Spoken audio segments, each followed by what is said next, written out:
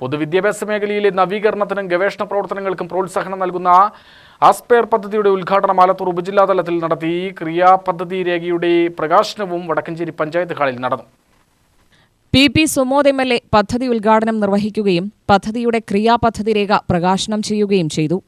ആത്യന്തികമായി മികവിന്റെ കേന്ദ്രങ്ങളായി നമ്മുടെ വിദ്യാലയങ്ങളെ മാറ്റി തീർക്കാൻ സാധിക്കുന്ന രൂപത്തിലേക്കുള്ള ഏറ്റവും മികച്ച ഒരു പ്രൊജക്റ്റായി ഈ പദ്ധതിക്ക് മാറാൻ സാധിക്കട്ടെ എന്ന് ഞാൻ ആത്മവിശ്വാസം പ്രകടിപ്പിക്കുന്നു.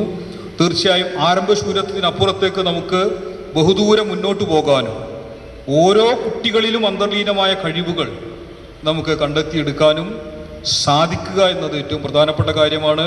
പലപ്പോഴും ക്ലാസ് മുറിയിൽ ഒരു വഴക്കാളിയായ എഡിസനെ സംബന്ധിച്ച് പിന്നീട് നീ ക്ലാസ്സിലേക്ക് വരണ്ട എന്ന് പറഞ്ഞു. പിന്നീട് അദ്ദേഹത്തിൻ്റെ അമ്മ അദ്ദേഹത്തിന് ആവശ്യമായ സൗകര്യങ്ങൾ കൊടുത്തു. പിന്നീട് ഈ ലോകം കണ്ട ഏറ്റവും മികച്ച ശാസ്ത്രജ്ഞനായ എഡിസൺ ഉൾപ്പെടെയുള്ള ഏറ്റവും പ്രധാനപ്പെട്ട പ്രതിഭാശാലികൾ മാറിയ കഥകളെല്ലാം നമ്മൾ വായിച്ച് അറിഞ്ഞു കണ്ടറിഞ്ഞവരാണ്.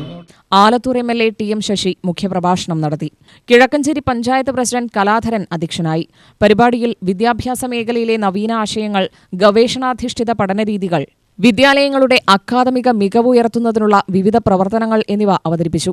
പദ്ധതിയുടെ ലക്ഷ്യങ്ങളും പ്രവർത്തനങ്ങളും എ.ഇ.ഒ. എം.പി. ബാലഗോപാലൻ വിശദീകരിച്ചു.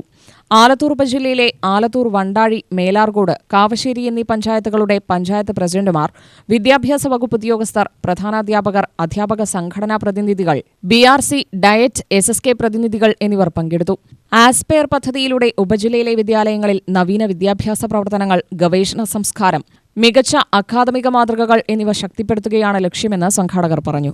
UTV news, Palakkad.